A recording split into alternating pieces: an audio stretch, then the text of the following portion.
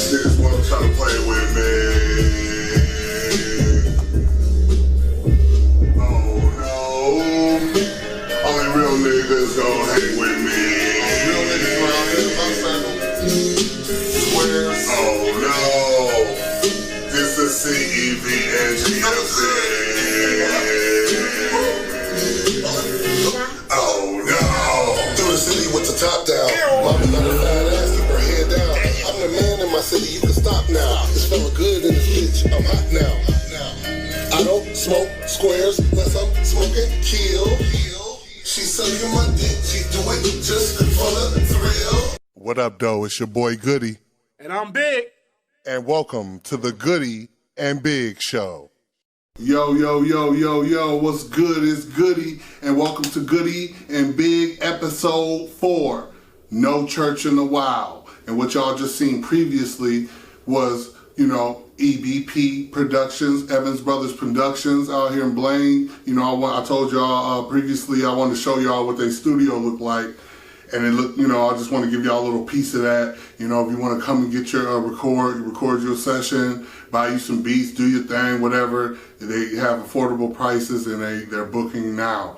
So I just wanted to plug that. But what's good? This is Goody and Big. I know y'all like, what? Well, we're Big. Well, Big has something to do, man. Shit, he has some business to take care of. So, he couldn't make it to this episode, but it's all good because there's plenty more to come. I might not be available one day. It might just be good. It might just be big. But it's all good. It's still Goody and Big. And like I said, we back at it again. Episode 4, No Church in the Wild. Now, my AC broke in this bitch. So, pardon me if I get extra parched today or be sweating or some shit because the AC ain't working in this joint. I don't know what's going on. But that's cool because the show must go on. Like I said earlier, if you follow me on Facebook, follow me on Goody and Big on Facebook, YouTube. Earlier, as you can see, I got my wristband still on. I was in the hospital for something minor. Actually it was a false alarm.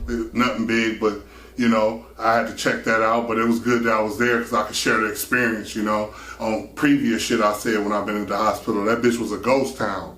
Motherfuckers was in there not doing nothing. It's just, I find it quite odd, I find it quite odd that every time I go to this goddamn hospital and all the shit that I heard about all these sick people and all this and that, I don't see a motherfucking thing when I get to the motherfucker. Every time. Them people in there cooling.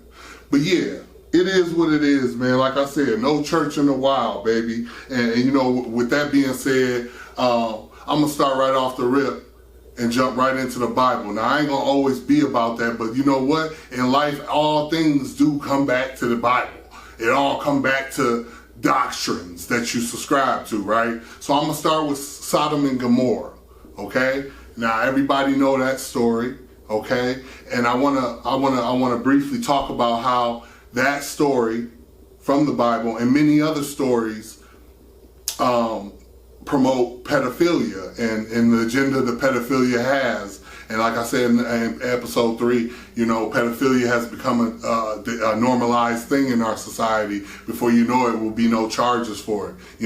People get heavy. I know somebody locked up for a whole salt buck. Salt buck means 10 years for weed and shit. But a motherfucker I know right here in Minnesota was this dude that raped 7 children. And he's on like 4 years probation. No jail time. So you can't, there's no debate about pedophilia and where it's coming and where it's headed. And it was been coming and now it's here. And it's easy to see what that could look like. So in Sodom and Gomorrah, right? Everybody know the story, but if you don't, I'm going to just kind of summarize it. You got a family that was in this town. These are towns. Sodom and Gomorrah is a town, right? Might be 2 different towns or the same town. Nevertheless, I'm a little rusty on Bible stuff because I don't fuck with the Bible, but I used to be into the Bible heavy, so I remember a lot of the stuff. It's a town that pretty much was cursed, and God told this family, I forget his name, I should have had it pulled up, I apologize for not being prepared, but it was a man, a wife, and he had 2 kids. I don't know if his name was Samuel or whatever. Nevertheless, a wife, husband, 2 girls, living in this town, and I guess one of them heard, or God talked to them and told them that they're gonna save them. They're to leave the town because He's gonna curse. The town is cursed. Except for them, there's no righteous people in the whole town. Only their family deserve to live out the whole town. And He said He's gonna scorch the town. And He told them when they leave, when He scorched that motherfucker, do not look back. Keep going. Go keep headed to the mountains, right? Keep going. So they obey. They obeying God. So they leave, right? The family, they leave. They get to leaving. And as they leave, God doing what He said He's going to do. He's scorching the town. Everybody dead. He's scorching everything. And He said nobody look back. So everybody walking. And all of a sudden the wife looks back. I forget her name. Y'all can figure out the names, and you know the story, then you know the names. She looks back and immediately turns into stone or whatever, like she looked at Medusa, and she just kind of like Thanos snap and just turned into rock and dust. The bitch dead, right? She's done. The kids and the dad keep going. Don't look back. They make it away. Okay? They go into the mountain. They find some spot in the mountain and they chilling. And they days after or the day after, they looking over the town of Sodom and Gomorrah, and they see it's all dust. Like I said, like Thanos snap. It's over, right? So they don't know what to do. They're the only people left on earth, I guess they think, or whatever. So it's just the dad and the two daughters. Okay, and so over a period of time, them just in there chilling and trying to figure out what they're gonna do. They trying to, I guess the girls must have came up with a plan that they need to rebirth the world or whatever. So they're young, they're underage, and they get their dad drunk. They schemed a plot to get their father drunk and got him drunk, and both girls have sex with him. This is in the Bible. They have sex with him and they have babies. And those babies' names that they have are prominent to the characters that's been put forth to you in the Bible, because they're saying this is how things repopulated. Almost like a spin-off of Adam and Eve in a sort of way, right? So they dad get them pregnant without knowing, because he's drunk. They got him drunk, and now they got babies and all this shit, and they repopulate, and the story goes on, blah, blah, blah. Bullshit, right? My point being, that's pedophilic nature. That's an agenda right there in itself, that whole story, to make something that ain't right feel like it is right when you know it ain't right, right? So that's that. That's why I call this episode No Church in the Wild, because we in the wild, but there's plenty of churches. There's plenty of them. And there's many stories in the Bible that'll shake or rattle your foundation. But it is what it is, man. Pedophilia is at an all-time high with Epstein and his dual agent ass. We'll talk about that, and just all the shit that's going on. I don't know if y'all heard about in Australia and another city. They just busted a whole pedophile ring, 100 children. This was just yesterday, and the shit's just hitting the fan. Just like most of us is coming more into the light and coming more within who you are and yourself, things is just hitting the fan, because all things done in the dark comes to the light. There's no doubt about it, right? So that's why you see this shit happening. But all along, they've been trying to massage in this agenda for pedophilia in many ways, and we all know it to be true. And so I just wanted to bring that up about the Bible, that story, just to give you a glimpse of the doctrine, if you will, that people subscribe to and don't even think twice about it, going with the flow, so to speak. And okay, so that's that. But also, I like to say, don't share if you're scared. This ain't an attack at nobody. I love everybody. I'm peaceful with everybody. Let me shoot my disclaimer. This is no way, in no shape, form, hate speech, just voicing my opinion. I love everybody. I love everything. It's just certain things that I don't subscribe to personally, okay? And like I said, don't share if you're scared, because if you're scared, I get it. A lot of us have been conditioned. We talked about classical conditioning, okay? And I breezed over that before, but we're conditioned, and we've been conditioned to certain things. So when you can't help some people worry about what other people think about them. in the society, especially with the internet now. Image is everything. People want to hold up an image, whether it's fake or not. They want to hold up a certain image, and they worry about, oh, if you're affiliated with this or if you're affiliated that, you're afraid to be shamed or shunned upon by another person or whatever culture or whatever you want to call it. But me personally, man, I don't subscribe to none of that, you know? So I get it if you don't share because you're scared, or you don't share because I know y'all looking, y'all seeing this, and that's the most important thing. All I ask is just hit a like. You ain't got to even subscribe. I get it if you ain't feeling it, but hit a like. Give a baby a like. That's all I'm asking. It don't cost you nothing to hit a like. And then if you don't like the shit, thumbs down the shit. Just boo. Or let me know in the comments. Let me know something. Say something. But, you know, it is what it is. Moving right along. I want to talk about The Matrix. Matrix 1. Keanu Reeves, right? A lot of people been breaking this down lately, and I love it. I love it. You know, I'm a fan of movies because movies give you a glimpse of reality, right? And to dig deeper in that, if we're a producer, or me personally, if I, take take this Goodfellas LLC, this show, and make a media, and I make a movie, it'll most likely be about things that I've seen and I know. So with that being said, there are people in this world that know things that you guys think are imaginary, and they know it to be fact, and they put it in a movie, right? Duh. So that's why a lot of movies give you glimpses, and we'll speak more on that as we roll along in future episodes. I got some beautiful content that I want to put out there and share with y'all because it's beautiful. But I want to talk about Matrix 1. Before I talk about Matrix 1, I want to jump back to classical conditioning, okay? Because I didn't really give a lot of people like, okay, what the fuck is that? Some people don't know what it is, but there's a story. Back in the day, back in the 60s, there was a Russian scientist named Pavlov. I can't say it right. I don't know his first name, but it's Pavlov or something like that. It's Russian. And he was a scientist, and he had an experiment, right, where he had like 5 canines in a cage.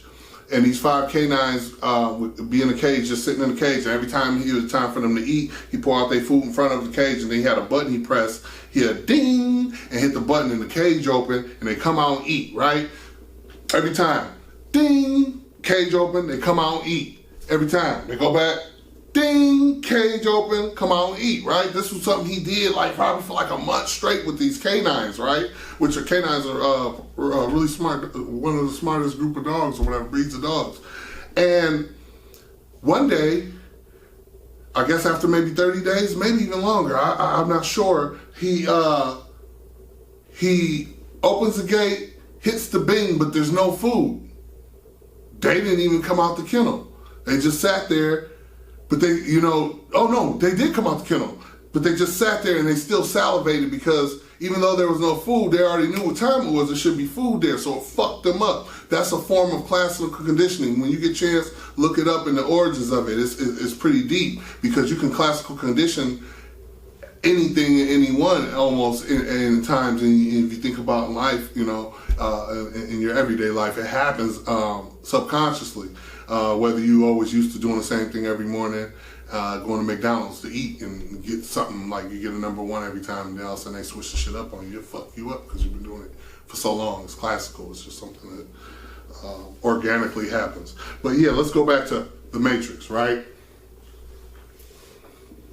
Neo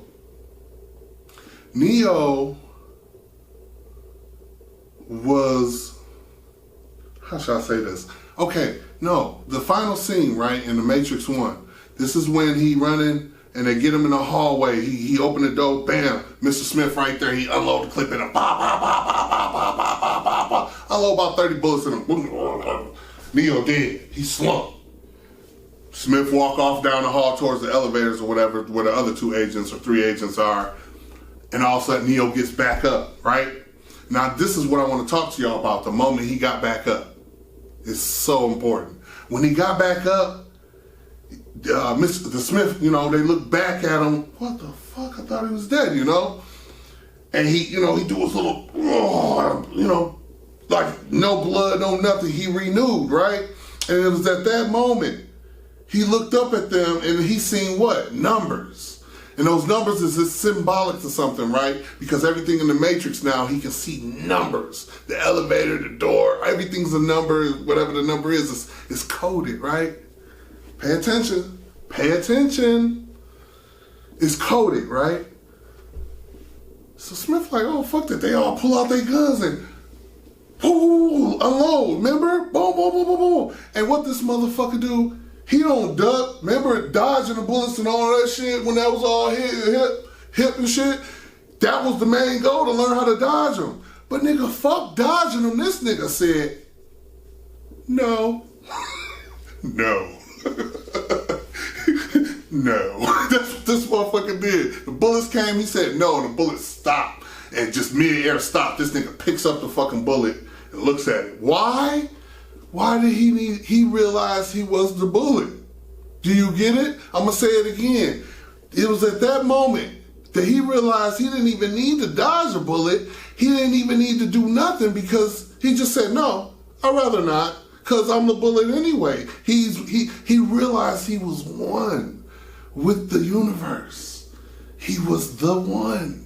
Remember? Everybody say, man, we seen the Oracle? Oh, no, he ain't got it. She knew he had it, but you got to tell them, motherfucker, they ain't got it sometime.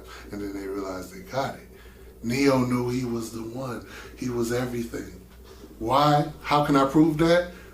Right after that, he decided to go and jump into Mr. Smith, blow him up. He copied him. That's what leads into Matrix 2 and how the Smith would. That's another story. But my point being, you gotta know, just like I said in episode 3, who your star player is you. And you gotta go within. And what happened in that hallway was so symbolic to me, for someone to go within themselves, because that's what he did. And when he went within himself, he realized that they can't fuck with him no more. No to the bullets. I'm gonna copy, eat your ass, and I'm the shit now. And so I bring that message is to let y'all know, I want you to go within yourself, not within the Bible, not within to the Quran, not within to the Torah, not within to anything that you've been given, but instead just go within yourself, into your own soul, and feel yourself. It feels different once you start doing it. You start moving different. And some of you that are already enlightened and that are already on that level or past my level can understand what I'm talking about. It feels different when you out here moving a certain way once you realize what's really going on. And that's why I wanted to bring up the Matrix, because that was a cold ass scene to me. And that movie was made by somebody that knew what the fuck they was talking about. Is the same shit I'm talking about. You know what I'm talking about? So yeah, man, I'm going right back in. I'm gonna end on that note with the Matrix, and I want to talk about Epstein, right? I mentioned Epstein a little bit ago. We talked about him before. He's a big deal. He's a big deal for a lot of reasons. I'm in the future, I want to make like a big ass board so I can just show y'all the spider web. The spider web touched a lot of different. If you had a map and put Epstein in the middle of the map, you could take little strings and draw them to a lot of different states and a lot of different people, right? It's hot in here. Epstein was a dual agent. I said that a minute ago. He's a dual agent. And what that means when you're a dual agent,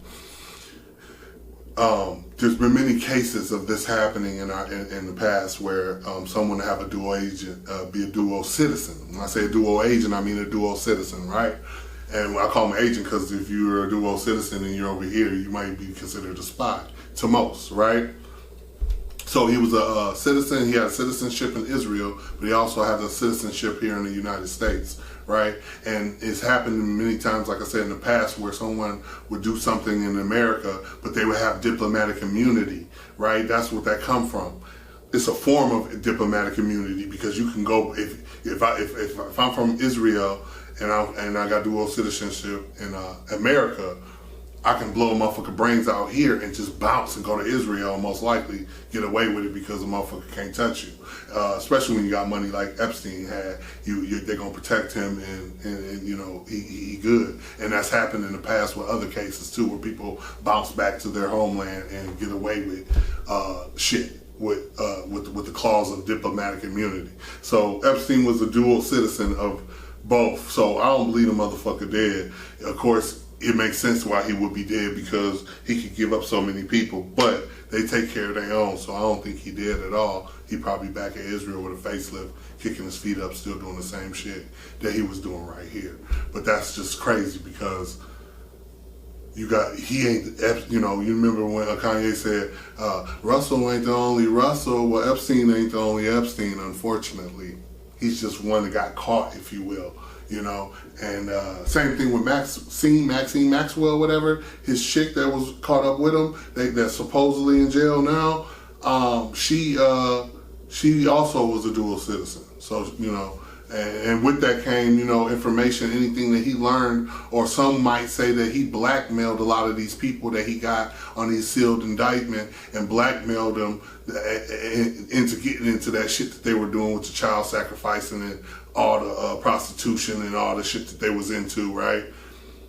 He might have brung people in and got them caught in it and then held that over their head or whenever needed be for financial gain or whatever the case. So the shit's heavy, and it's just crazy to see something like this with your own eyes. You see movies and stuff like that, and even with COVID-19, you know, you see movies, but it's one thing to see a movie, it's a whole nother thing to be in the movie, and we're in the movie right now, and this motherfucker was cold. He was off the chain with that shit, right?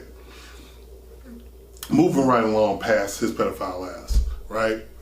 I like to say one thing, and like I said, you know, I want to say one thing. That motherfucker Epstein, cold motherfucker, but he ain't the only one. It's a lot of more pedophilic, nasty motherfuckers running around here with immunity to do what the fuck they want to do, and that shit gotta stop some way, man, somehow, because that shit crazy. But I want to talk about black intelligence. Okay. What black intelligence means to me is someone like myself. I consider myself to be very intelligent. Man, you know, you're supposed to evolve in life. I was talking about this earlier on my on Facebook. You're supposed to evolve. There's nothing wrong with evolving. If you're still the same person you were when you were 15, like I'm 37, right? About to be 38 in September. Virgo, let's go. If I was still the same person I was when I was 15, that's the problem. You know, in life you're supposed to learn through the lessons and interactions of different people and just situations, life itself. Just learning and making mistakes and bumping into the wall and learning. That's what it's all about, and you should never stop learning. They say you're supposed to learn something new every day. And you know, it's important to evolve. And when you evolve, you become better or greater. And even when you evolve to one level, then you evolve to another level. You're supposed to keep progressing in life, right? And so, you know, where I was 10 years ago, you know, I look back at 10 years ago and I think about all the things that I indulged in and the things that I did, and as far as sports and religion and everything that I've been presented with, just indulging in so heavily, that I look back now and I just like, wow, you know, it feels good to be unplugged, because when you're unplugged, you just see things different. You become Neo in the hallway in that final scene of the Matrix. You know, you can see things for what they are clear, and you can see people for what they are and who they are, and energy, good spirits, you know, energy. Energy is a good thing, your aura, you know, and there's people out here that are blood suckers and energy suckers. When they suck energy from you, they'll take that positiveness that you have and that aura that you have and suck it from you, and you'll feel drained, you know, and I know you know what I'm talking about because it done happened to you. And so, again, evolving is important. And I feel like I've evolved to a whole nother level. I've leveled up myself over the last 10 years and really, still working on trying to go within myself and find out who I am. And I find along that path is a lot of knowledge, and knowledge is key, because if you don't have knowledge, then you got nothing. And so black intelligence is something that I wanted to speak on, because I think I'm intelligent. There's a lot of people out there that are intelligent, but the message is evolve into your next level, level up on yourself in your mental, get your head right, and the most important part in doing that is not following nothing or anyone else, but starting right on your own shit, which brings me to my next point, standing on your square. Okay? I want to say niggas need to stand on their square out here. You know what I'm saying? I said it once and I said it again. You are who you say you are as a man, or who you are. You need to stand on your square. And I want to talk about Snoop. I want to talk about Snoop Dogg and Nick Cannon for a minute, because them niggas, in my book, is cooning. As a man, I ain't gonna say no shit, and 10 years from now, motherfucker say some shit that I done said on this show, and I'm gonna back out and puss out and go apologizing to Master. Now, when Nick Cannon went in, he went in. He went in for his. He didn't go for the 3. He didn't go for the tray ball. No, sir. He went in and he did that. He came at them boys and he kept it 100. Yes, he did that. There's nothing wrong with what he did in my eyes, but you have to stand on your square, young man. If you say something, stand on that shit. Don't go back to massa. Don't go back crying with your tail between your legs, talking about you're sorry. You gotta go for yours. Go for broke. Because I'm gonna go for broke for my shit. I don't give a fuck. So as a man, especially in this time and what we in now, all this shit going on, and these niggas up here playing around, apologizing, Snoop apologizing to motherfuckers. Who he apologized to? I forget who he apologized. He apologized maybe to Ellen? Did he apologize to Ellen DeGeneres or some shit? I don't know. My point being, niggas be saying shit and then want to double back on a hypochondriac.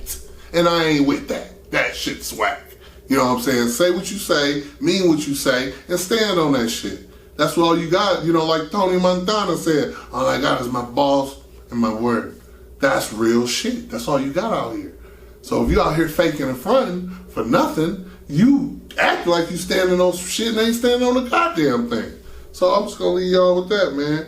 And then I'm going to swing, since I brought her up, Ellen DeGeneres, I'm going to bring her up and we're going to touch on her.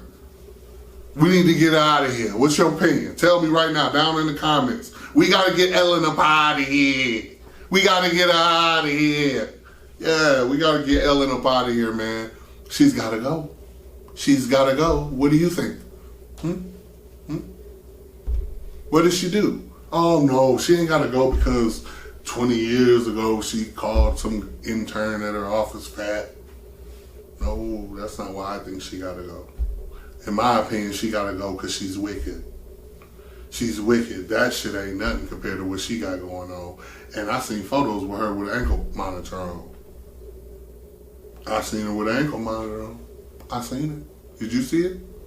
You might have seen it. Go see it if you ain't seen it. I seen it. I feel like she got an ankle monitor on because she might have one of them sealed indictments on her ass, right? Possibly. And what for? Well, when you in Hollyweird, they do a lot of weird stuff. And I think she was involved with Epstein, just like a lot of other people we've mentioned that's involved with him and many others. Yeah, she's bad. She's bad for business. They all, get them all the fuck out of here. All of them gotta go. You gotta throw everybody away in the trash damn near. Everybody gotta go. Everybody gotta go. And it looks like the way things have been moving, they are going. So with that being said, I want to swing to Kevin Hart, bitch ass. That's right.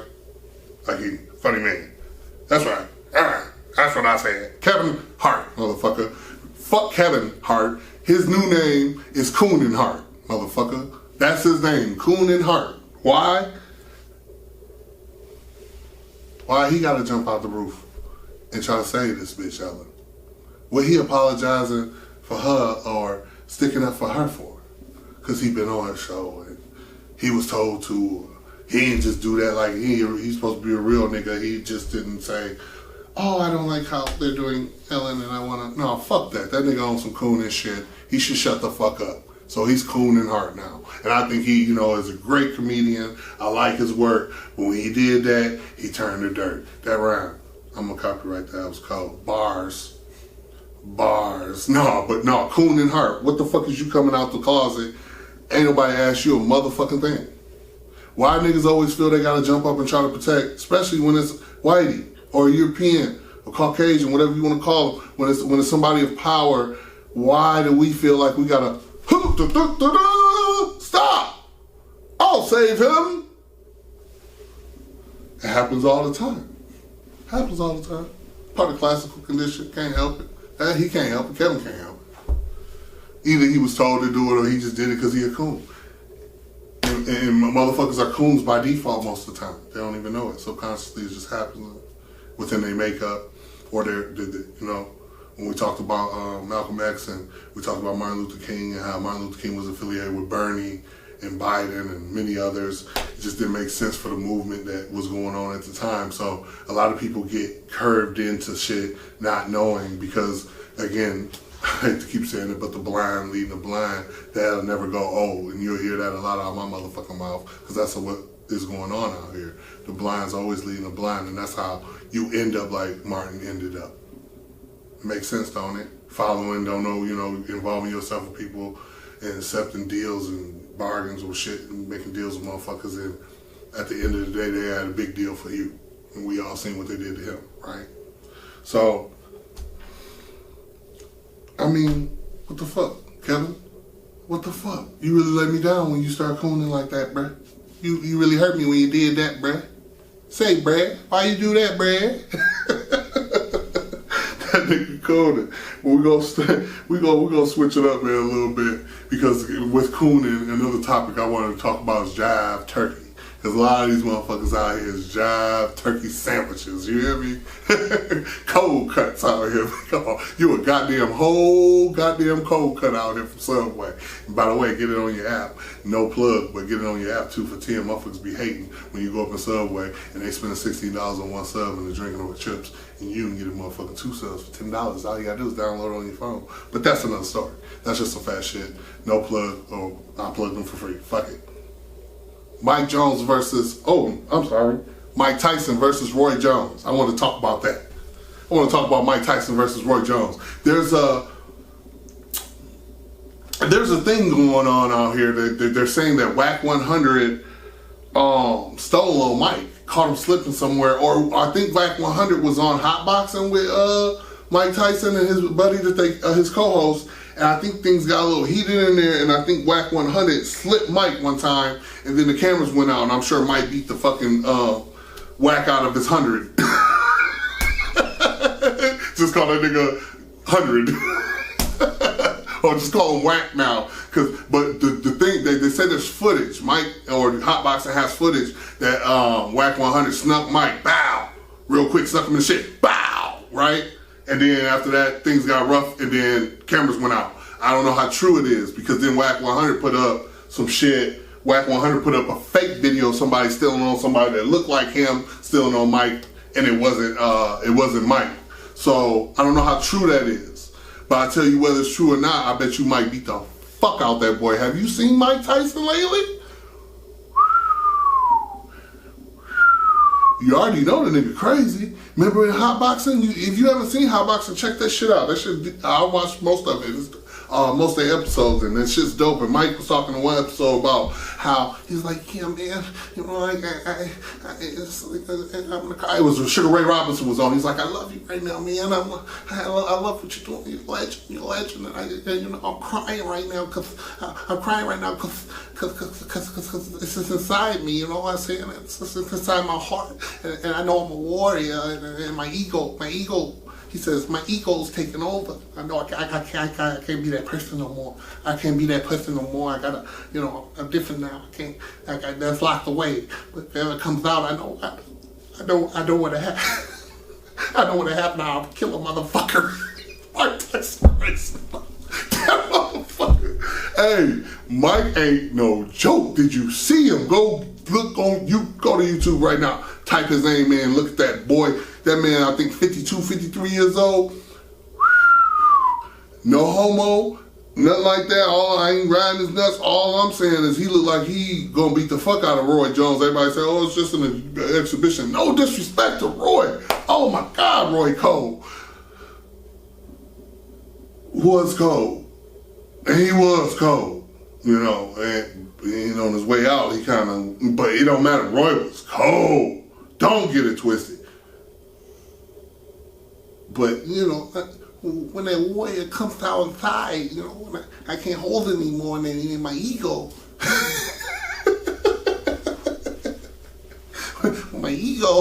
When his ego come back out, he gonna probably hurt that boy Roy Jones, because it's like a light switch for him. That boy gonna go crazy. I put my money on Mike, man. Mike looking real good. He looking fast. He looking in shape. He never had, and motherfuckers say, talking about his legs, he never had no legs. Mike didn't have legs. He had that upper body, and he looking good, and Roy Jones looking good as well, but Mike's looking exceptional. Like, he'd beat the shit out of any one of you niggas watching right now, for sure. Me too. I ain't fighting Mike, I'm popping the shit out of Mike. Fuck you mean? No problem. I'm not fighting Mike. I'm not gonna sit here and try to act like, nigga, I got hands, but I ain't fighting Mike. That nigga fuck you up, and I know Wack hit that nigga. Wack probably had to go to the hospital, because, you know, when they say boxers, their hands are restricted or some shit. So if you fight a boxer fights you regularly, his hands are like registered as a weapon or some shit. So, you know, Mike's hands are definitely registered as some weapons. I heard back in the day, his right hook could punch all the teeth out of a horse's mouth one hit. If he just stood there and was like, boom, and it just crack the jaw of a horse. And they say that's almost impossible to do. So, yeah, Mike versus Roy Jones. That's gonna be interesting, man. I love to see it. You know, a lot of people, you know, we're in a new age now. See, that's evolving. It's evolution. We also see, it's hard to see evolution, but from time to time you can pinpoint evolution, right? From things that are happening, and something like that you would have never seen 20 years ago. Somebody that's over 50 years old still boxing, right? Things change. You might see motherfuckers where they used to retire from the NBA around 30 years old. Now they retiring at like 45, 50, or whatever the case. Things change, you know, everything just evolves, you know? And so I think it's good for the for entertainment purposes, you know. Boxing's all rigged, all sports are rigged anyway, in my eyes, so all that shit's fake and it's all about money anyway. But I think it'd be great entertainment, because that's what entertainment is supposed to do. It's supposed to entertain you and keep you at bay and keep you from elevating. And video games do the same, and a lot of other fucking things. So it's gonna be interesting to see that. I can't wait to see that, man. It's gonna be cool. I'd like to take a second to plug myself. Goodfellas LLC official, you know, and under Goodfellas, of course, we got Goody and Big, and we got Fella Transit, and we got Fella Media. We got a lot of shit coming. We doing music, all that, man. It's all coming. A lot of things are coming, and I like the way things are feeling. Like I said, when you evolve and things, you're trying to do different things, you start to feel different, and you start to move different, and it feels good when it all just feels right. You know, somebody who waiting for the perfect time will be. They say someone who waits for the perfect time will be waiting forever, because right now is my perfect time, because I'm gone. I'm gone on, bruh. No, I'm gone. I'm gone on. Ain't no stopping. I ain't stopping shit. We going on. We gonna see 197, 200, 300, 400 episodes. I'm gone. I'm gone on. And so, you know, that's how I go, and that's what it should be like, right? So, I like to ask a personal question. It's a big question. It's a big question. Excuse me. I'm thirsty. It's hot in here. It's gonna be a shorter episode, by the way, because, you know, like I said, Big ain't here today, so it's gonna be a little shorter than usual. But I like to probably end things on this last topic, if you will. What did you do for those who received? For those who received unemployment and got the stimulus. I can personally, from personal experience, I ain't trying to put my business out there, nobody's business out there, but just say I know from personal experience that people who were with the stimulus and the unemployment got anywhere from 10,000. Well, we're on that's for 3-4 months, right? They got anywhere from $10,000 to $20,000, give or take. Okay. Now some of these, I know a lot of y'all gonna say, "Oh, well, that don't count for me because I didn't get shit. I had to work all the way through," you know. And so I got the stimulus, that went on bills. But I'm talking about them racks.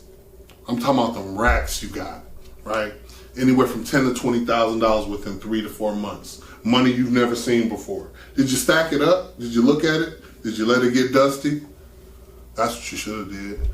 And while it was getting dusty and you were stacking it up and keeping your bills caught up, you should have, personally, I think you should have used that money to invest in yourself. So I guess the question I'm asking is, did you use that money to invest in yourself? Did you think for one time, for one moment, maybe I should start a t-shirt business or food truck or pay off my credit and get my credit straight, get my credit score up, pay off my car, pay off this, pay up 6 months rent. Did you make any smart moves at all if you received $10,000 to $20,000 in the last 4 months? Did you? Or did your ego did your ego take over? And did you buy the Jordans? Did you know 4th of July, before the 4th of July hit, they hit you with 3 pairs of Jordans? Y'all know that, especially you Jordan heads out there. Oh yes, sir. They hit you with 3 pair of Jordans right before the 4th, and you got all them motherfuckers, right? Tricked off a lot of money on weed and drugs. Did you put shit back into the community at all? Did you? Did you do anything that you should? Did you invest in? My main question is, did you take the time out to think, maybe I should be somebody or do something with myself and invest in myself? Because everybody always talking about they waiting for the chance and opportunities with them. Say what you want, say what you will, but motherfucker just got hit with about 10 to 20 bands, period. Right? And not once did you think, and if you did, great. Fucking awesome. Totally did. If you did, great. I'm not talking to you, okay? You need to pat yourself on the back if you took the opportunity to do something for yourself, to invest in yourself, okay? That's what I'm saying. Yeah. Like I said, did you do anything for yourself? I really care. I really care. It makes me mad that when I'm on Facebook or social media, I see people talking about, oh, they waiting for a stimulus, another stimulus. What Trump finna do? What's gonna happen with the... fuck all that. Like, you had bans, and you done ran through them bans and had no plans. And now you out here looking bad again. Like, motherfuckers ain't used to having shit, but a motherfucker should have definitely took advantage of this opportunity to do something, to level up, to make a move, some kind of move, I ain't here to tell you what to do, but me personally, I definitely took advantage of this shit. Stacking is the name of the game. If you ain't doing that, you're lame. You gotta have a bag. Everybody talking about a bag and securing a bag, but don't have a bag. And if you get a chance to get a bag, do you know how to hold on to the bag?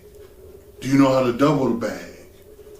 You know how to put something aside and let it get some dust on it? On Bad Boys 1. Or was it 2? I think it was 1 when they had the dude they was after had all that money in the fucking attic. And his problem, he was so motherfucking rich that rats was eating his fucking money. And that's what I mean by getting dust on it.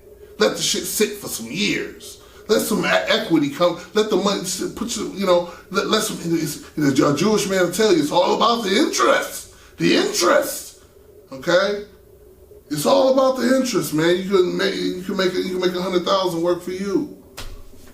If you get it, So, my whole thing is the ones that went out there and misappropriated the money and spent it on drugs, Jordans, fashion, tricking off, food. I mean, damn. If that's what you did, you did you. If doing you consists of you never going nowhere,